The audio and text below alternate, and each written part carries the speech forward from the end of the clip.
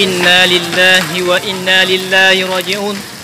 Telah datang musibah kepada guru kita, iaitu Ibu Yusmanidar. Posisi tempat di Simpang Raja ataupun tempat jualan buah di Simpang Raja, Bakongan, Aceh Selatan. Assalamualaikum warahmatullahi wabarakatuh. Selamat datang di saluran Jual Aceh Channel. Ini media berita yang memberikan informasi terkini, aktual, tajam dan terpercaya. Sebelum kita masuk lebih jauh ke cuplikan videonya, alangkah indahnya channel ini di subscribe, komen, share dan like terlebih dahulu, biar dapat memberikan informasi yang bermanfaat kepada anda semua.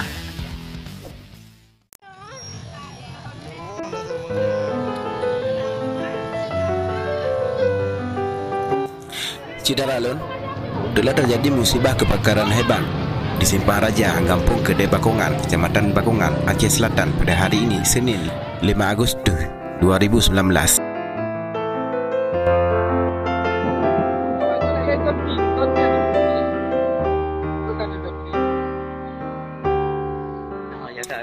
Api mulai berkobar sekitar pukul 11 waktu Indonesia Barat, membakar sejumlah kios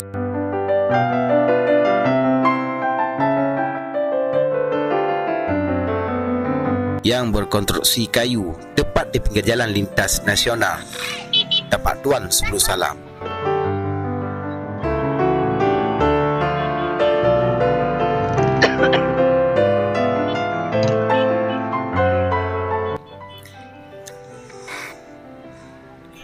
Hingga berita ini diturunkan pada pukul 12:15 waktu Indonesia Barat, api masih terus berkobar